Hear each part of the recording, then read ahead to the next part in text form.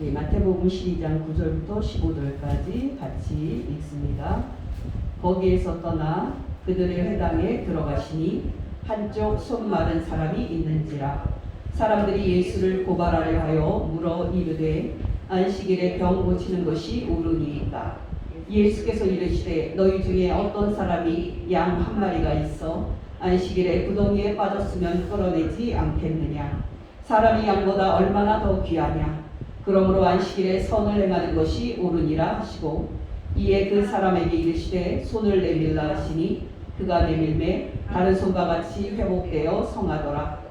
바리새인들이 나가서 어떻게 하여 예수를 죽일까 의논하거늘 예수께서 하시고 거기를 떠나가시니 많은 사람이 따르는지라. 예수께서 그들의 병을 다 고치시고. 아멘. 오늘도 저는 하나님 사랑, 이웃 사랑에 대해서 말씀을 드리고자 합니다. 여러분, 제가 계속 말씀을 드리듯이 우리가 하나님을 사랑하고 이웃을 사랑하는 것은 우리가 해야 할 두 가지 절대 진리입니다. 여러분, 우리는 나는 예배만큼은 양보할 수 없다. 나는 예배를 사수하는데 목숨을 걸고 싸울 수밖에 없다 라고 말할 수 있습니다. 그러나 여러분 기억하시기 바랍니다. 예배든 기도든 그런 종교적 행동들이 그 자체로 절대적인 것은 아닙니다. 우리의 예배가 하나님을 사랑하고 이웃을 사랑하는 그 정신을 담고 있지 않는다면 아무런 의미가 없는 것이 바로 예배입니다. 빙산이 바다 표면 위에 한 10m 정도 나와 있다고 가정해 봅시다. 눈으로 보면은 10m밖에 안 보이니까 이 빙산이 크지는 않겠구나 하고 가볍게 생각할 수 있습니다만, 여러분, 그 빙산에 보이지 않는 바다 및 얼음덩어리는 산과 같이 거대한 크기일 수 있습니다. 여러분, 저는 한국교회의 보수적인 목회자들과 교인들이 현 정부의 코로나 방역 조치를 부정적으로 바라보거나 종교의 자유라는 이름으로 반대하는 것을 보면서 이 모습이 간단하지 않구나라고 생각을 하고 있습니다. 사람들은 그것을 그냥 일회성 해프닝으로 볼 수도 있습니다만은, 제가 볼 때 한국교회의 이런 겉으로 드러난 행동 밑에는 보이지 않는 거대한 악의 덩어리가 숨겨져 있다고 저는 생각하고 있습니다. 여러분, 오늘 본문으로 가보시면은요, 바리새인들과 예수님이 논쟁하는 것을 볼 수 있습니다. 여러분, 여기서 논쟁은 가볍게 언쟁하거나 아니면 신사적으로 논쟁하는 그런 수준이 아닙니다. 내가 죽느냐, 네가 죽느냐, 한번 해보자 하는 그런 논쟁이었습니다. 한마디로 바리새인들이 예수님과 벌인 논쟁은 목숨을 걸고 싸우는 살벌한 논쟁이었습니다. 이 논쟁이 끝나자 바리새인들이 보인 반응이 14절에 나오는데요, 이렇습니다. 바리새인들이 회당을 나가서 어떻게 하여 예수를 죽일까 의논하거늘. 아니 여러분, 바리새인들이 예수님과 어떤 논쟁을 벌였기에 논쟁이 끝나자마자 바리새인들은 예수님을 죽여야겠다고 살기를 품게 되었을까요? 여러분, 논쟁이 끝나자 예수를 이대로 살려둘 수 없다, 방법을 찾아보자 라고 바리새인들이 논의를 했는데요, 아니 어떤 논쟁이 있었기에 바리새인들은 예수님을 없애버리기로 계획을 했을까요? 여러분, 우리는 이것으로 바리새인들이 예수님과 상당히 중요한 문제를 놓고 논쟁했음을 알 수 있습니다. 어떤 문제였기에 바리새인들이 이렇게 분노했던 것일까요? 여러분, 그 당시 유대인들은 로마 제국의 지배를 받고 있었지만 상당히 많은 자치권을 갖고 있었습니다. 특히 종교적인 면에서는 그러했습니다. 그 당시 유대인들에게는 사내들인 공회라는 독립적인 입법, 사법, 행정기관이 있었습니다. 유대인들이 법을 어겼을 경우 고발이 되면은 거기에서 재판을 받고 죄값을 치렀습니다. 여러분, 고린도 11장에서 사도 바울은 자신이 받은 고난들을 열거하면서 이렇게 말합니다. 고린도전서 11장 23절 24절 그들이 그리스도의 일꾼이나 정신없는 말을 하거니와 나는 더욱 그러하도다. 내가 수고를 넘치도록 하고 옥에 갇히기도 더 많이 하고 매도 수없이 맞고 여러 번 죽을 뻔하였으니 유대인들에게 40에서 하나 감한 매를 5번 맞았으며. 여러분, 사도 바울처럼 예수님도 바리새인들에게 40에서 하나 감한 매를 맞는다거나 그런 정도의 죄값을 받을 수도 있었습니다. 근데 여러분, 이 논쟁은 그렇게 끝날 그런 수준의 논쟁이 아니었습니다. 바리새인들이 예수님과 논쟁한 문제가 도대체 뭐길래 이 논쟁이 끝나자 그들은 예수님을 살려둘 수 없다고 결론 내렸을까요? 여러분, 이 논쟁의 주제는 바로 안식일을 어떻게 지킬 것인가 하는 문제였습니다. 여러분도 아시듯이 안식일을 지키라는 명령은 하나님께서 이스라엘에게 주신 10계명 중에 4번째 계명입니다. 출애굽기 20장 8절에서 11절 안식일을 기억하여 거룩히 지키라. 엿새 동안은 힘써 내 모든 일을 행할 것이나 일곱째 날은 내 하나님 여호와의 안식일인지 너나 내 아들이나 내 딸이나 내 남종이나 내 여종이나 내 가축이나 내 문 안에 머무는 객이라도 아무 일도 하지 말라. 이는 엿새 동안에 나 여호와가 하늘과 땅과 바다와 그 가운데 모든 것을 만들고 일곱째 날에 쉬었습니다. 그러므로 나 여호와가 안식일을 복되게 하여 그날을 거룩하게 하였느니라. 여러분, 겉으로 보면 안식일에는 아무 일도 하지 말라는 계명을 힘을 다해 지키려는 바리새인들의 열심이 문제가 없어 보입니다.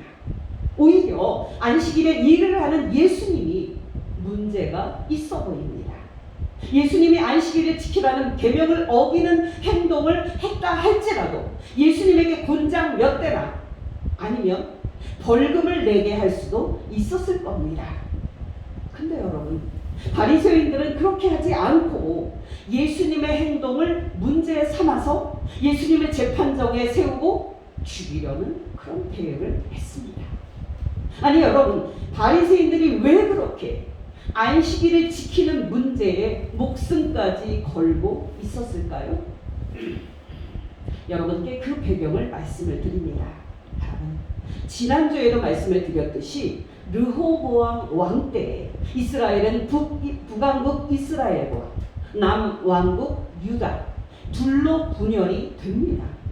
그리고 북왕국 이스라엘은 BC 722년에 아시리아에게 멸망당합니다.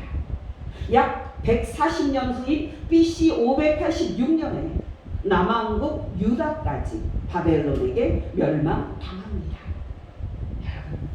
북왕국 이스라엘과 남왕국 유다가 멸망당한 것은 그들이 다른 나라와 비교할 때 정치적, 군사적 힘이 약했기 때문이 아니었습니다. 그들이 멸망당한 것은 그들이 하나님께 범죄하고 그 결과 하나님의 심판을 받았기 때문이었습니다. 이런 배경에서 남유다가 바벨론에게 멸망당했을 때 바벨론의 포로로 끌려간 유다 사람들이 있었는데요. 그들은 바벨론에 있었을 때 그들이 왜 하나님께 심판받았는지 그 이유를 생각하고 또 생각합니다. 왜 우리가 하나님께 심판받았지? 그것은 우리가 하나님이 우리에게 주신 십계명을 어겼기 때문이야. 그러니 이제 다시 하나님의 율법을 지키자 라고 하면서 철저히 율법을 지키는 신앙 운동이 바벨론에 머물렀던 유대인들에게서 일어납니다. 여러분, 이것이 바리새파 운동의 시작입니다. 여러분, 그때부터 유대인들은 율법을 지키는데 목숨을 거는데요. 가히 그 열심이 대단했습니다. 안식일에 아무 일도 하지 말라고 하나님의 계명을 지키기 위해서 유대인들은 어디까지가 일이고 어디까지가 일이 아닌지 아주 구체적으로 정했습니다. 여자 기숙사에서 안경을 쓰고 날카로운 시선으로 어느 학생이 규칙을 어기나 하고 째려보는 그런 사감 선생, 그 여선생을 생각해 보십시오. 바로 이런 모습이 바리새인들의 모습이었습니다. 바리새인들이 일상생활에서 십계명을 지키기 위해서 매사에 얼마나 조심해서 생활했는지 그 증거를 말씀을 드립니다. 마태복음 23장 23절 화 있을진저 외식하는 서기관들과 바리새인들이여 너희가 박하와 회양과 근체의 11조는 드리되. 그 당시에 박하와 회양과 근체는 바리새인들이 텃밭에서 키우는 채소들이었습니다. 우리의 상추를 생각하면 될 겁니다. 여러분, 바리새인들은 요리를 할 때 텃밭에서 이 채소들을 따다가 요리를 했는데요. 그때에도 그들은 그 채소에서 10분의 1을 떼어서 11조를 했습니다. 요즘은 잘 안 하지만 옛날에 성도들이 밥할 때 성미를 떼지 않습니까? 그렇게 생각하시면 될 겁니다.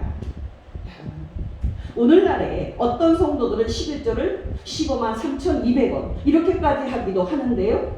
바리새인들이 11조를 하나님께 드리는데 얼마나 철저하게 드렸는지 알 수 있습니다.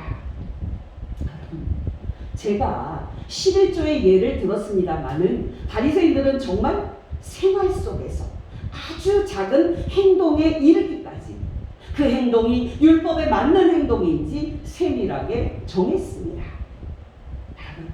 오늘날 정통 유대인들이 안식일에 일하지 말라는 계명을 지키려고 얼마나 세심하게 행동하는지 아십니까? 여러분, 오늘날 유대인들은 안식일에 불을 피우는 것을 일하는 것으로 봅니다. 예를 들어서 차를 시동을 걸 때 배터리에 불꽃이 튀고 시동이 걸리지 않습니까? 그때 유대인들은 그것을 불을 피는 행동이라고 생각을 해서 안식일에는 절대 운전을 하지 않습니다. 또 여러분, 냉장고 이렇게 문을 이렇게 열면 그 안에 물건들이 환히 보일 수 있도록 냉장고 안에 작은 전구가 있는데요. 유대인들은 안식일 전날에 그 등을 빼놓습니다. 냉장고 문을 이렇게 열 때 그 등이 켜지는 것도 불을 피우는 것으로 보기 때문입니다. 또 여러분, 유대인들은 안식일에 형광등을 켜면은 안 됩니다. 그것도 불을 피우는 행동에 들어가기 때문입니다. 그래서 유대인들은 안식일날 불을 켜는 것이 아니라 안식일 전날부터 계속 형광등을 켜둡니다. 가스레인지도 안식일 전날부터 작은 불로 계속 켜놓습니다. 그래야 안식일에 불을 피우지 말라는 법을 어기지 않으면서 요리를 해먹을 수 있기 때문입니다. 현대의 정통 유대인들이 이렇게 작은 것까지 법을 만들어 놓고 율법을 세심하게 지키는데 예수님 당시의 바리새인들은 얼마나 더 철저하게 율법을 지켰겠습니까? 그 당시 바리새인들의 관심은 단 하나, 어떤 행동이 율법에 맞는 행동인가 하는 거였습니다. 그 당시 바리새인들의 관심은 단 하나, 어떤 행동이 안식일에 해서는 안 되는 행동인가 하는 거였습니다. 그 당시 바리새인들의 관심은 오직 어떤 행동이 율법에 맞는 행동인지 정하고 그것을 실천하는 그런 행동뿐이었습니다. 그들은 날마다 매사에 관심이 오직 하나였습니다. 나의 이 행동이 율법에 맞는 행동인가 아니면 율법을 범하는 행동인가, 율법에 비추어 봤을 때 이 행동이 옳은가 아니면 틀린가. 여러분, 바리새인들은 정말 이것 외에는 관심이 없었습니다. 저의 설명을 증명해 주는 것이 바로 본문 9절 10절입니다. 거기서 떠나 예수께서 유대인들의 회당에 들어가시니 한쪽 손 마른 사람이 있는지라. 바리새인들이 예수를 고발하려 하여 물어 이르되 선생님, 안식일에 병 고치는 것이 옳으니이까? 정말 여러분, 바리새인들의 관심은 오직 그것뿐이었습니다. 이 행동이 율법에 일치하는 옳은 행동입니까? 이 행동이 율법에 기록된 하나님의 뜻에 일치하는 올바른 행동입니까? 이 행동이 율법에 기록된 대로 하나님을 기쁘시게 하는 올바른 행동입니까? 이러한 바리새인들을 여러분은 어떻게 생각하십니까? 이 바리새인들은 날마다 매사에 행동할 때마다 그 행동이 율법에 일치하는 행동인지 항상 옳고 그름을 따졌습니다. 겉으로 보면 바리새인들의 세심하고 철저한 율법 준수가 하나님을 기쁘시게 하고 칭찬받을 만한 것으로 생각됩니다마는 놀랍게도 바리새인들의 이런 행동은 예수님의 책망을 받습니다. 핵심만 간단히 말씀을 드립니다. 여러분, 겉으로 보면은 안식일 제4계명을 지키려고 쌍심지를 켜고 예수님을 지켜볼 정도로 율법을 지키는데 목숨을 걸었던 바리새인들에게 정말 중요한 것이 빠져 있었습니다. 그것이 바로 사랑입니다. 사랑. 여러분, 바리새인들은 안식일 계명을 지키는데 목숨을 걸었지만 정작 그들에게 있어야 할 이웃사랑은 빠져 있었습니다. 예수님께 12조, 아니 법정에 세울 목적으로 안식일에 병 고치는 일이 옳으니까 하고 묻는 바리새인들에게 예수님은 이렇게 대답하십니다. 11절 12절 예수께서 바리새인들에게 이르시되 너희 중에 어떤 사람이 양 한 마리가 있어 안식일에 구덩이에 빠졌으면 끌어내지 않겠는가? 사람이 양보다 얼마나 더 귀하냐? 그러므로 안식일에 선을 행하는 것이 옳으니라 하시고. 우리는 여기에서 충격적인 진리를 발견할 수 있습니다. 우리가 바리새인처럼 율법을 세심하게 지키고 하나님을 기쁘시게 하는 행동을 하고 있다고 자부할 수 있습니다만은 실상은 우리가 사람을 외면하는 잘못을 할 수 있다는 사실입니다. 여러분 기억하시기 바랍니다. 사람이 양보다 얼마나 더 귀하냐라고 외치시는 예수님의 말씀을 우리 마음에 새겨야 할 줄로 믿습니다. 여러분, 바리새인들 혹시 예수님이 안식일에 일을 하는 거 아닌가 하면서 쌍심지를 켜면서 예수님을 지켜봤습니다. 근데 여러분, 그렇게 율법을 지키는데 목숨을 걸었던 바리새인들에게 사람은 안중에 없었습니다. 바리새인들에게 사람은 보이지 않았습니다. 바리새인들에게는 고통당하는 손 마른 사람의 고통은 보이지 않았습니다. 바리새인들의 위선과 거짓을 폭로하시는 예수님의 설교를 들어보시기 바랍니다. 안식일에 일하지 말라는 계명을 지키기 위해서 바리새인들은 안식일에 몇 발자국 이상은 걸으면 안 된다고 정해 놓았을 정도로 그들은 율법을 지키는데 목숨을 걸었습니다. 근데 그들은 정작 자기의 양이 구덩이에 빠지면 안식일이라 할지라도 그 양을 건져내는데 주저함이 없었습니다. 바로 예수님은 바리새인들이 안식일에 하고 있었던 그 위선을 지적하십니다. 그러면서 이렇게 말씀을 하십니다. 제가 예수님의 설교를 풀어서 말씀을 드릴 테니 잘 듣게 되기를 바랍니다. 바리새인들아, 어떻게 너희들은 안식일에 구덩이에 빠진 양은 건져내면서 안식일에 병자를 고쳐서 사람을 병의 고통에서 해방시키는 것이 안식일에 절대 해서는 안 되는 행동이라고 말할 수 있느냐? 정녕 너희들은 생각이 있는 거냐? 사람이 양보다 비교할 수 없이 귀할진데 너희들은 어찌하여 양의 고통은 보면서도 사람의 고통은 보지 못하느냐? 양이 귀하냐? 사람이 귀하냐? 생각해 보아라. 그러므로 안식일에 병자를 고치고 선을 행하는 것이 옳으니라. 예수님이 이렇게 말하니까 바리새인들의 얼굴이 새빨개져서 울그락 불그락 합니다. 저 예수를 죽여버려야 되겠다. 이대로 가만둘 수 없다. 본문을 읽어드릴 테니 잘 듣게 되기를 바랍니다. 마태복음 12장 9절에서 14절. 예수께서 거기에서 떠나 그들의 회당에 들어가시니 한쪽 손 마른 사람이 있는지라. 사람들이 예수를 고발하려 하여 물어 이르되 안식일에 병을 고치는 것이 옳으니이까. 예수께서 이르시되 너희 중에 어떤 사람이 양 한 마리가 있어 안식일에 구덩이에 빠졌으면 끌어내지 않겠느냐. 사람이 양보다 얼마나 더 귀하냐. 그러므로 안식일에 선을 행하는 것이 옳으니라 하시고 이에 그 사람에게 이르시되 손을 내밀라 하시니 그가 내밀매 다른 손과 같이 회복되어 성하더라. 바리새인들이 나가서 어떻게 하여 예수를 죽일까 의논하거늘. 저는 지난 2번의 설교를 통해서 이웃사랑이 하나님을 사랑하는 증거임을 성경을 통해서 확인시켜 드렸습니다. 오늘도 제가 여러분에게 이 진리를 확인시켜 드린 것은 한국교회 안에 이웃사랑에 대한 상당한 무지와 왜곡이 있기 때문입니다. 저는 이제 이 이웃사랑의 관점에서 한국교회의 역사를 살펴볼 건데요. 오늘은 기독교가 우리나라에 들어온 구한말, 그때의 한국교회의 역사를 비판적으로 점검해 보고자 합니다.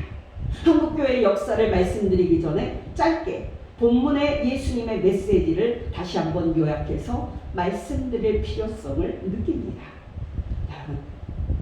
오늘 본문에서 예수님이 바리새인들의 신앙과 열심을 비판한 근본적인 이유는요, 바리새인들이 유대교라는 종교와 안식일을 지키는 종교적 행위에는 그렇게 열심을 내고 그렇게 목숨을 걸면서도 손 마른 자의 고통은 보지 못하는 그들의 위선 때문이었습니다. 여러분이 이번 주에 마태복음을 읽어보시기 바랍니다.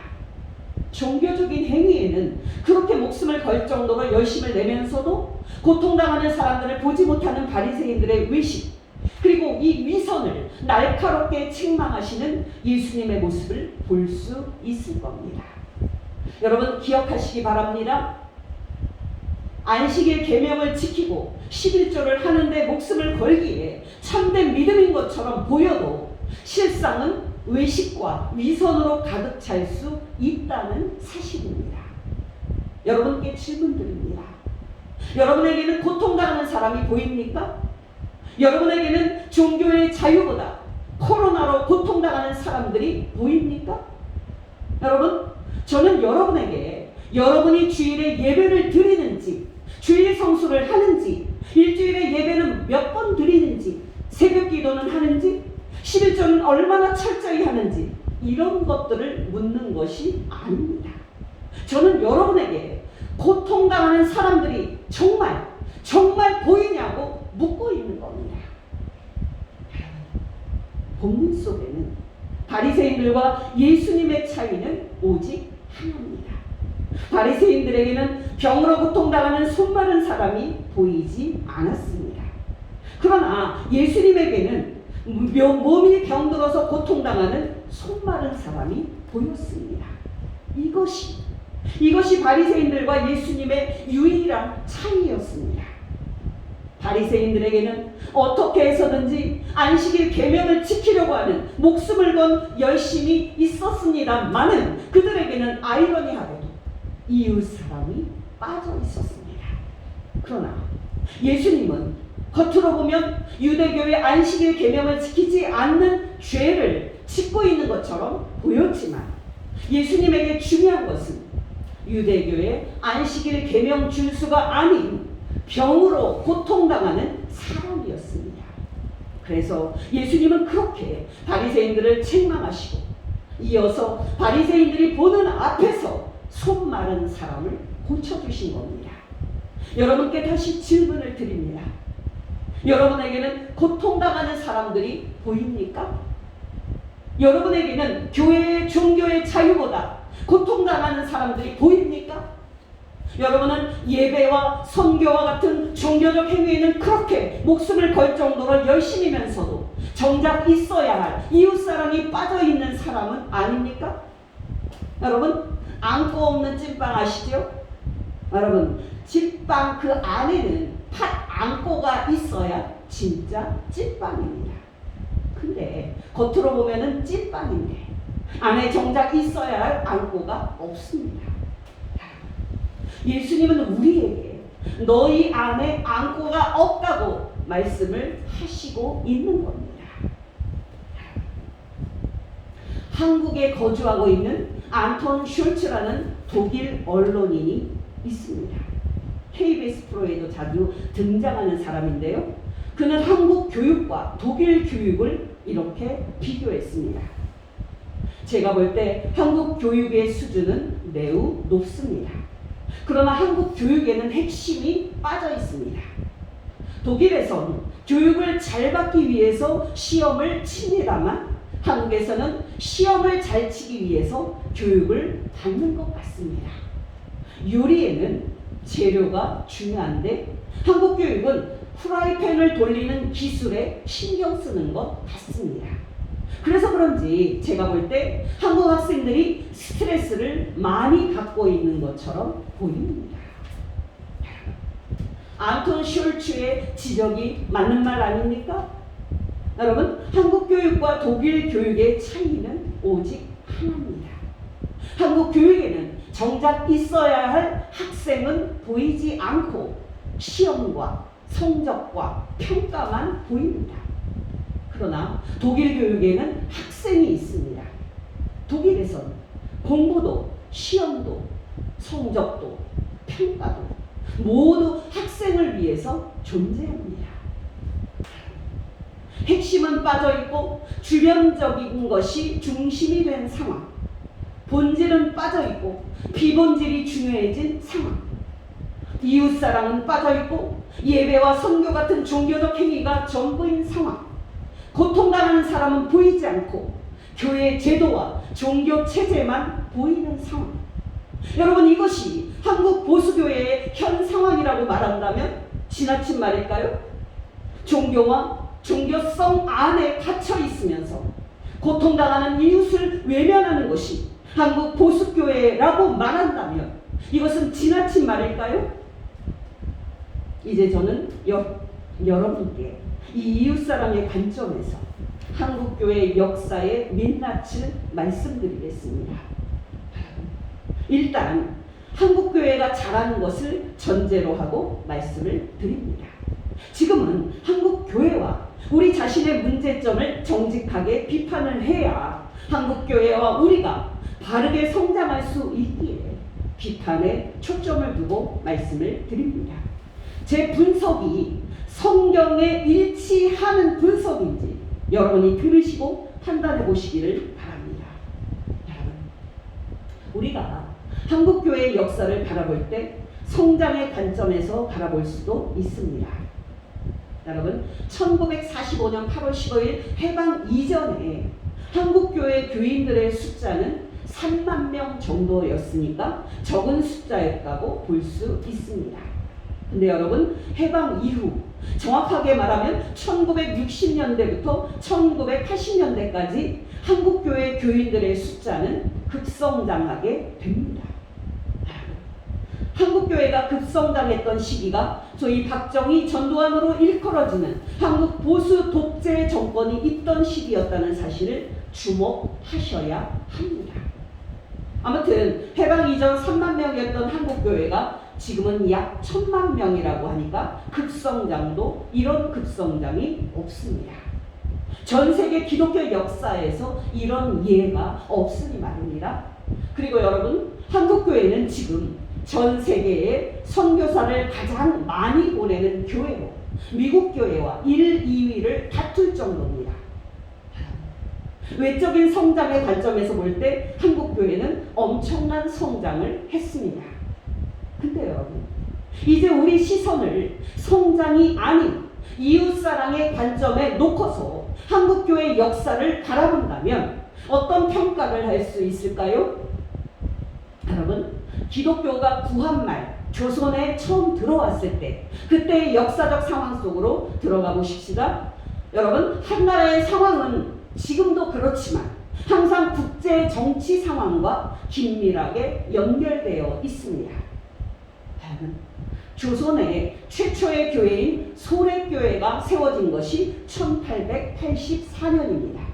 조선의 의료 선교사인 알렌이 입국한 것도 1884년입니다. 또 여러분, 조선의 첫 선교사인 언더우드와 아펜젤러가 입국한 것이 1885년입니다.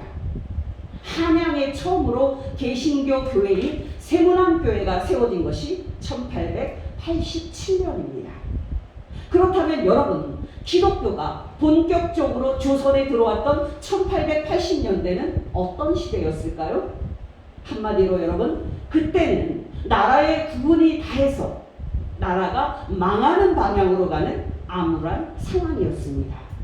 정확하게 말씀을 드리면 외세가 조선을 먹으려고 호시탐탐 기회를 노리고 있던 시대였습니다. 여러분도 알다시피 그 당시는 유럽의 여러 강대국들이 아시아를 먹으려고 전부 다 동아시아로 왔던 시대였습니다. 여러분 중에는 그때 통상하러 온 거 아니었냐고 반문하실 수도 있습니다만은 겉으로 보면은 무역을 하기 위해 민간인 배가 온 것이 맞습니다. 그러나 그건 절차상의 문제였고요. 그 이면에는 아시아 나라들의 문호를 열면 그 나라를 식민지로 삼으려는 야심이 자리 잡고 있었습니다. 이런 배경에서 중국은 1840년 1차 아펜 전쟁, 1860년 2차 아펜 전쟁에서 영국에 패배한 후에 서서히 서구 열강들의 지배 아래로 들어갑니다. 중국이 아시아에서 패권을 쥐고 있었고 한 번도 그 체제가 무너질 거라고 생각지도 않았던 중화제국 체제가 이렇게 무너지기 시작합니다. 이때 이렇게 중국이 무너지기 시작하는 이때 아주 중요한 사건이 발생을 합니다. 바로 일본. 이 일본이 근대화에 나서기 시작한 겁니다.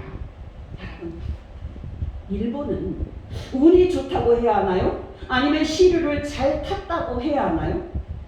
조선과 다른 아시아 나라들은 말할 것도 없고 중국까지도 이제 서구 열강들에 의해서 제국주의와 식민지 정복이라는 시대 흐름을 놓치고 외세에 대해서 문호를 막는 쇄국 정책으로 일관할 때 일본도 물론 그전에는 쇄국 정책을 썼지만 입장을 바꿔서 1868년 근대화로 나서는 메이지 유신 개혁을 단행합니다. 이때 일본의 목표는 오직 하나, 서양의 강대국들을 따라잡자 하는 것뿐이었습니다. 여러분, 그렇게 일본은 구한 말에 아시아에서 근대화에 성공한 유일한 나라가 됩니다. 말이 근대화지 까놓고 말하면 다른 약한 나라를 집어삼키고 식민지로 삼을 수도 있는 야만적인 군사 강국이 됩니다. 조선에서 일본이 청나라와 전쟁을 벌인 때가 1894년입니다. 여러분도 알다시피 이 청일 전쟁에서 일본이 이깁니다. 이로써 조선은 일본의 지배에 사실상 들어가게 됩니다. 여러분도 알다시피 1905년 일본은 조선의 외교권을 빼앗는 굴욕적인 을사늑약이 체결됩니다. 1907년 대한제국의 군대가 해산됩니다. 1910년 일본이 조선을 완전히 먹는 한일 합방이 일어납니다. 이로써 조선은 일본의 36년간의 식민지 시계에 들어가게 됩니다. 근데 여러분, 아시아에서 가장 먼저 근대화에 성공하고 군사 강국이 된 일본이 조선의 침략의 마술을 뻗치기 시작한 것은 1876년이었는데요. 이때 일본과 조선 사이에 강화도 조약이 체결됩니다. 이 조약은 조선이 외세와 처음으로 맺은 불평등 조약임을 아셔야 합니다. 이렇게 일본에게 강제적으로 문호를 개방하게 된 조선은 이어서 1882년 미국과 조미수호 통상조약을 체결합니다. 조선은 또 1883년 영국과 독일과 각각 수호 통상조약을 체결합니다. 이렇게 서양의 여러 강대국들이 조선을 먹으려고 조선의 문을 두드리고 있을 때, 이때 조선에 바로 기독교가 들어옵니다. 1884년에 의료 선교사 알렌이 입국하고 1885년에 선교사 언더우드와 아펜젤러가 입국을 해서 조선도 본격적으로 서양식 학교를 짓고 병원과 철도도 만드는 등 근대화에 나섰지만 개혁은요 더뎠어요. 그리고 시대의 흐름을 알았을 때는 이미 늦은 때였습니다. 그렇게 1894년, 그동안 메이지 유신 이후에 약 30년 동안 군사력을 키우면서 기회를 보고 있던 일본은 드디어 조선의 지배권을 두고 청나라와 전쟁을 벌입니다. 여러분도 알다시피 이 청일전쟁에서 청나라가 패배하고 조선은 사실상 일본의 손아귀에 들어가게 됩니다. 그러나 여러분, 일본이 조선을 완전히 식민지로 먹기 위해서는 한 가지 걸림돌이 남아 있었습니다. 바로 러시아입니다. 청일전쟁 이후에 일본이 중국의 요동반도를 먹고 중국으로 세력을 뻗치려고 할 때 러시아가 독일, 프랑스와 함께 일본에 제동을 겁니다. 그게 삼국 간섭입니다. 삼국 간섭으로 요동반도에서 물러난 일본은 이때부터 약 10년간 또 칼을 갈고 군사력을 키웁니다. 그리고 때가 되자 일본은 또 조선의 지배권을 놓고 러시아와 전쟁을 벌입니다. 그게 바로 러일 전쟁입니다.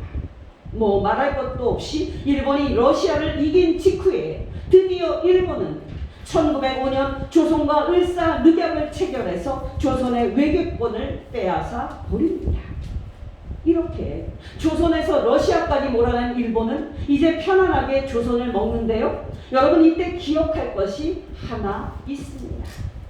러일 전쟁 직후 일본이 신경 쓰이는 나라가 하나 있었습니다. 바로 미국이었습니다. 자칫 잘못하면 조선의 지배권을 놓고 미국과 전쟁을 벌여야 될 수도 있었습니다.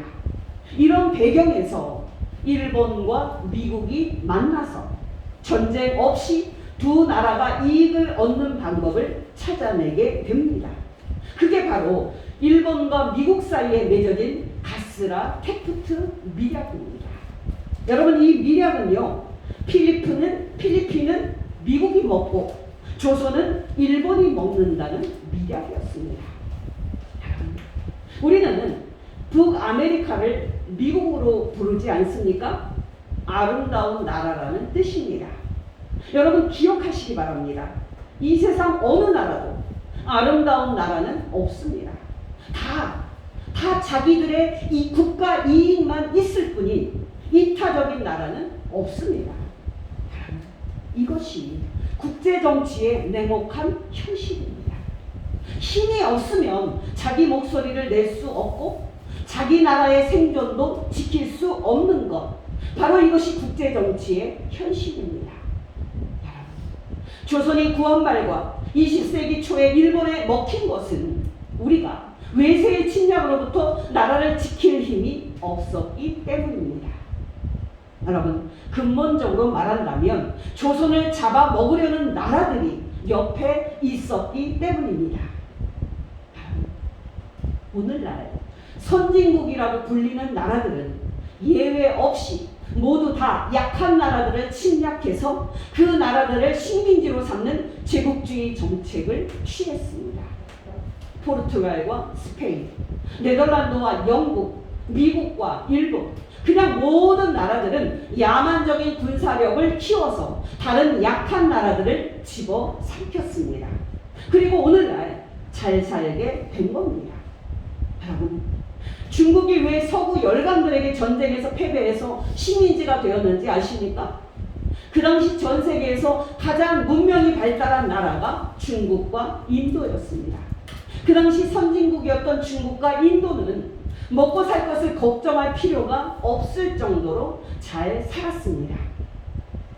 제가 앞에서 영국이 중국과 벌인 아펜 전쟁을 말씀을 드렸습니다. 여러분, 그 당시 중국에는 사는 데 필요한 모든 물품이 있었습니다. 영국에서 우리 무역합시다 하고 물건을 가져오는데 그런 것들은요 다 중국에 있었습니다. 영국이 중국과의 무역 적자가 나날이 늘어나자 그 문제를 해결하기 위해서 찾아낸 것이 아편입니다. 아편. 중국 사람들은 아플 때 그거를 피워서 냄새를 맡고 치료를 했는데요, 그게 바로 아편입니다. 한마디로 중국은 서구 나라들과 무역을 할 필요성을 느끼지 못할 정도로 모든 것이 다 있었습니다. 영국에서 18세기에 산업혁명이 일어나는데요, 그걸 가능하게 한 모든 지식이 이미 이슬람 제국과 중국, 인도에 있었습니다. 그 지식과 기술이 영국으로 넘어가서 영국에서 산업혁명이 일어난 겁니다. 그리고 거기에서 최신식 총, 그리고 대포와 함선이 만들어진 것입니다. 여러분, 이렇게 생각하면 됩니다. 어느 마을에 부자가 있어서 평안하게 잘 먹고 잘 살고 있었는데 근처에 못 사는 사람들이 총을 들고 그 부잣집에 쳐들어와서 그 집을 빼앗은 겁니다.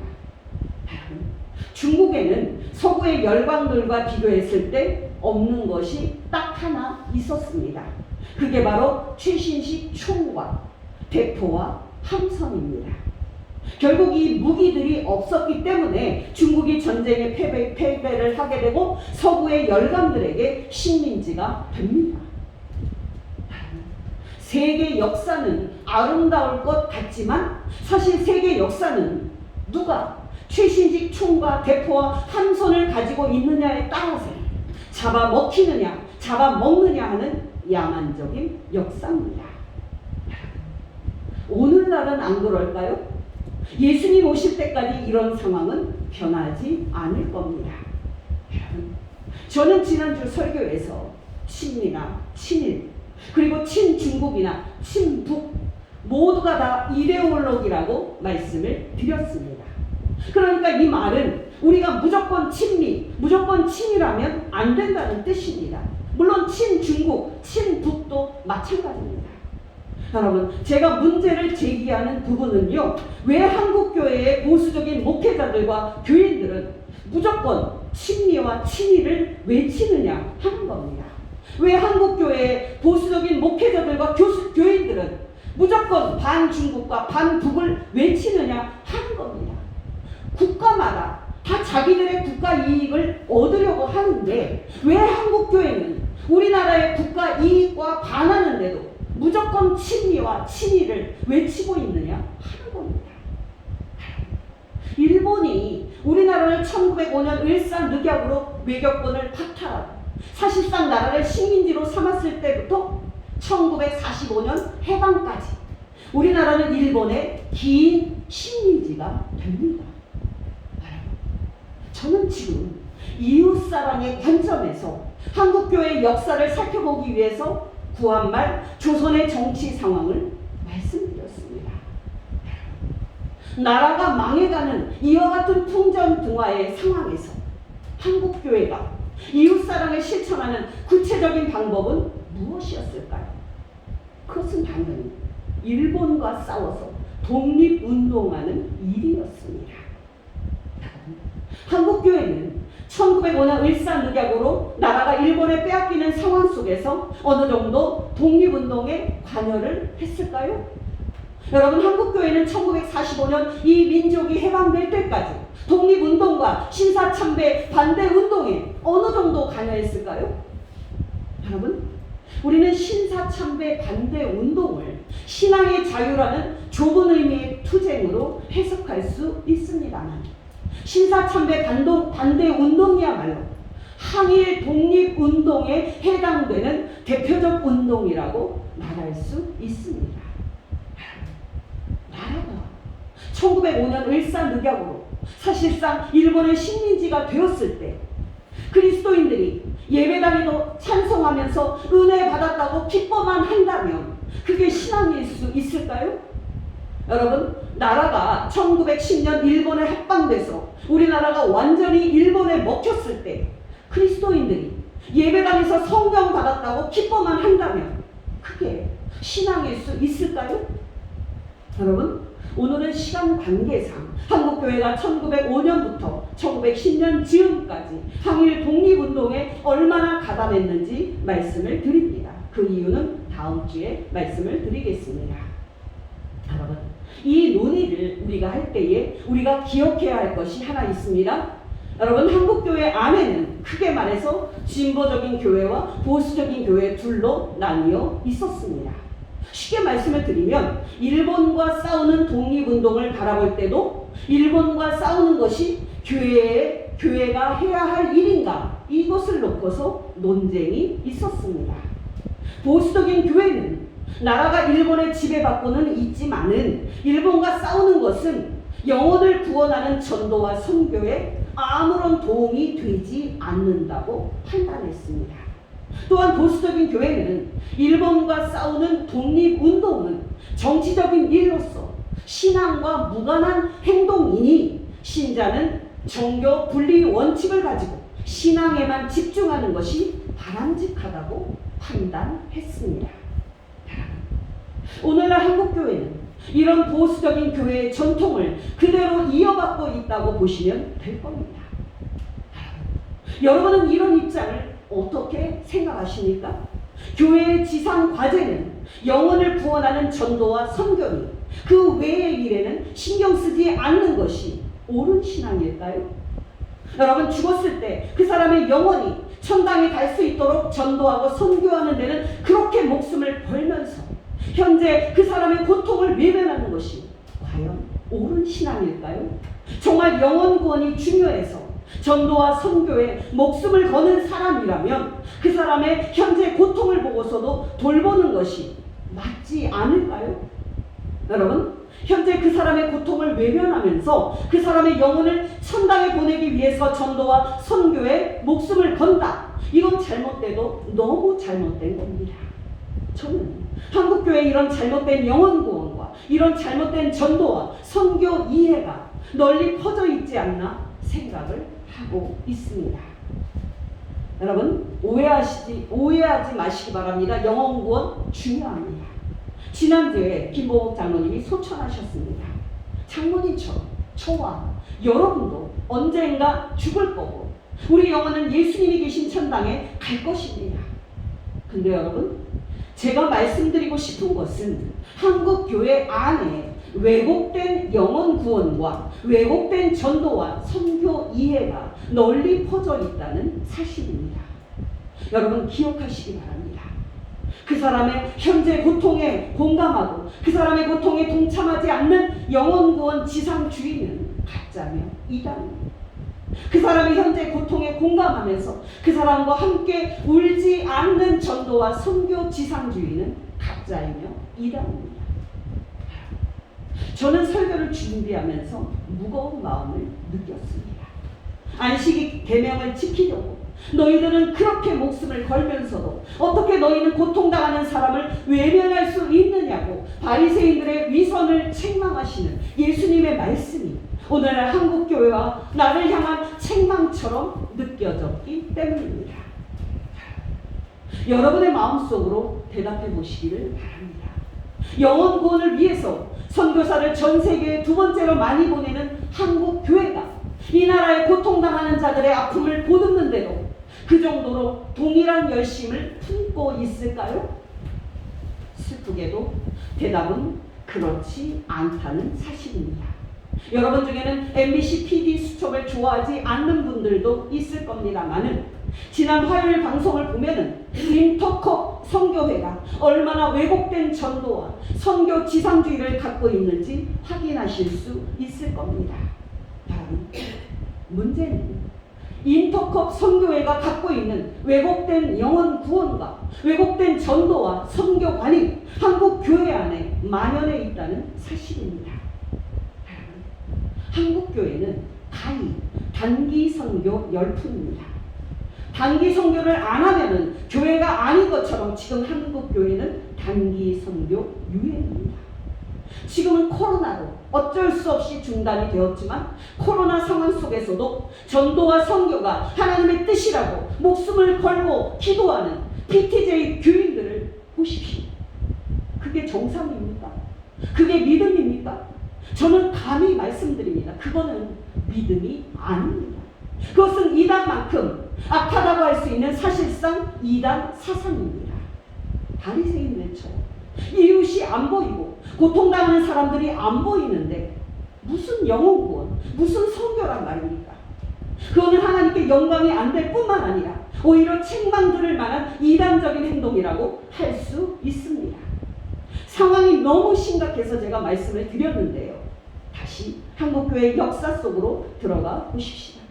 오늘은 설교를 마무리를 해야 되기 때문에 짧게 말씀을 드려야 할 것 같습니다. 여러분 기억하시기 바랍니다. 이 나라에 복음이 들어오기 시작했을 때 이 나라의 기독교는 진보적인 교회의 입장도 있었습니다. 한국교회의 진보 측은 나라를 일본의 지배에서 구해야 한다는 정신에 있어서 그 당시 어느 종교보다도 앞서 있었습니다.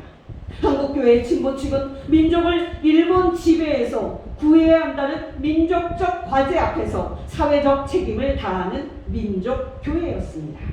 여러분 1919년 3.1운동이 일어났습니다.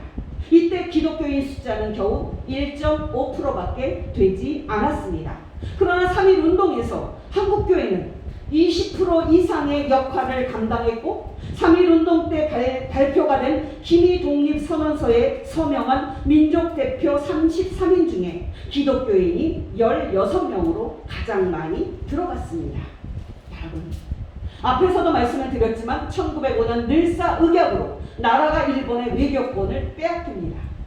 그때 일본에 나라를 팔아먹은 5명이 있었는데 그 사람들이 을사오적입니다. 그 오적은 학부 대신 이완용, 군부 대신 이근택, 외부 대신 박재순, 군부 대신 이지용, 농상공부 대신 권중현입니다. 1905년부터 1910년까지 항일 독립운동에 목숨 바쳐 뛰어든 그 당시 한국교회의 찬란한 민족운동을 열거해 드립니다. 을사늑약 파기 운동과 관련해서 애빗회의 활동, 상동 감리교회 전덕기 목사의 을사오적 처단 미수, 이준에 의한 대한문 앞에 상소운동, 정동교회 교인 정재홍과 홍태순의 순국 자결, 장인환과 전명원에 의한 친일 미국인 외교관 스티븐스 저격, 카톨릭 교인인 안중근과 기독교인인 우덕슨에 의한 이토 히로부미 암살, 이재명의 이완영 암살 미수 사건입니다. 이렇게 찬란한 한국교회의 항일 민족운동은 이후에 독립협회 설립, 상동파와 황송 기독교 청년회의 조직, 신민회 설립, 105인 사건, 신한청년단과 송죽회 조직으로 이어집니다. 이런 한국교회의 항일 민족운동은 3.1운동에서 주도적인 역할을 하는 것으로 이어집니다. 여러분 기억하시기를 바랍니다. 그 당시에 한국교회는 신앙에다가 이웃사랑인 민족사랑을 연결시켰고 신앙의 본질인 이웃사랑을 실천하는 관점에서 항일 독립운동에 목숨을 바쳤습니다. 오늘날 한국교회의 모습은 어떤가요? 이 시대의 사회적, 국가적, 민족적 과제 앞에서 한국교회는 사람들을 돌보고 섬기는 그 전통을 이어받고 있을까요? 그렇지 못하다는 게 솔직한 현실입니다. 여러분께 질문드립니다. 여러분은 전도와 선교와 같은 종교적 행위에는 그렇게 목숨을 걸면서도 고통당하는 이웃을 보지 못하는 그런 사람들은 아닙니까? 여러분은 교회 제도와 예배를 지키는 데 목숨을 걸면서도 정작 고통당하는 사람들을 외면하는 그런 사람들은 아닙니까? 여러분은 영혼 구원과 종교의 자유를 위해서는 그렇게 목숨을 걸면서도 정작 고통당하는 사람들에게는 조금도 관심이 없는 그런 사람들은 아닙니까? 여러분께 권면드립니다. 영혼을 천당에 보내기 위해서 구령의 열정을 갖고 있는 것과 이웃사랑은 분리될 수 없습니다. 이 둘 중에 어느 하나만 강조하는 것은 이단입니다. 제가 볼 때 지금 한국교회의 대다수 보수적인 목회자들과 교인들은 영혼구원 지상주의와 전도와 선교 지상주의와 같은 왜곡된 생각을 가지고 고통당하는 이웃들을 외면하고 있다는 것이 바로 제 생각입니다.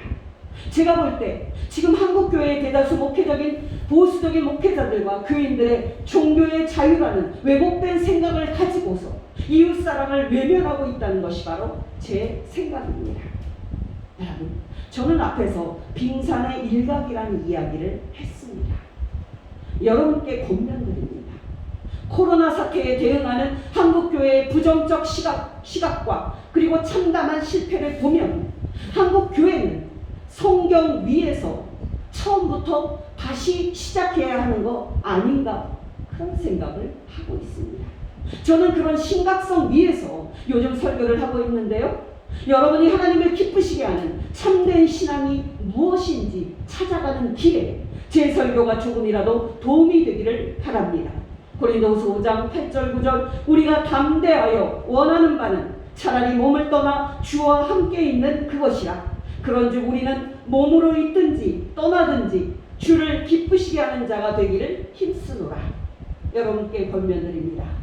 여러분이 성삼위 하나님을 기쁘시게 하는 것은 이웃사랑이라는 사실을 알고 매사에 모든 것을 이웃사랑의 관점에서 판단하고 이웃사랑의 관점에서 행동하는 복된 성도 되시기를 예수 이름으로 축원합니다.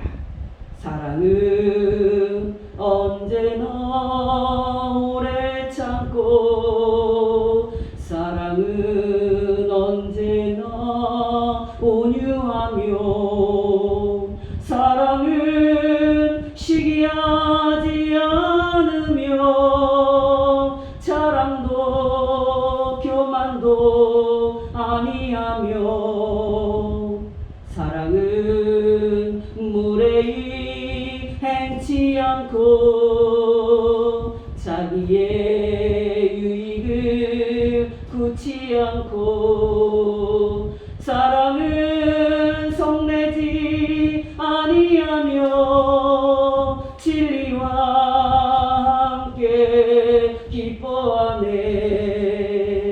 사랑은 모든 것 감싸주고 바라고 믿고 참아내며 사랑은 영원토록 변함없네. 믿음과 소망과 사랑은 이 세상 끝까지 영원하며 믿음과 소망과 사랑 중에 그 중에 제일은 사랑이라. 그 중에 제일은 사랑이라. 기도하겠습니다.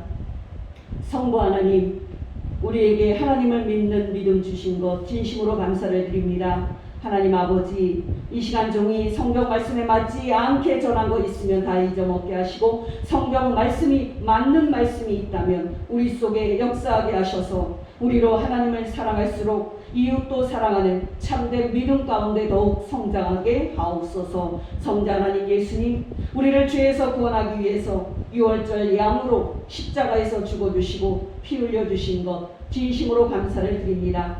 예수님, 당신께서 우리를 구원하기 위해서 십자가에서 죽으신 그 보배로운 죽으심과 그 사랑을 우리 마음에 더욱더 부어주셔서 그 사랑에 이웃사랑으로 보답하는 복된 성도 되게 하옵소서. 성령 하나님, 우리 마음에 지혜와 빛을 주셔서 세상의 이데올로기를 거부하고 성경 위에서 하나님 사랑과 이웃사랑을 실천하게 하옵소서. 성자 하나님 예수님의 이름으로 기도합니다. 아멘.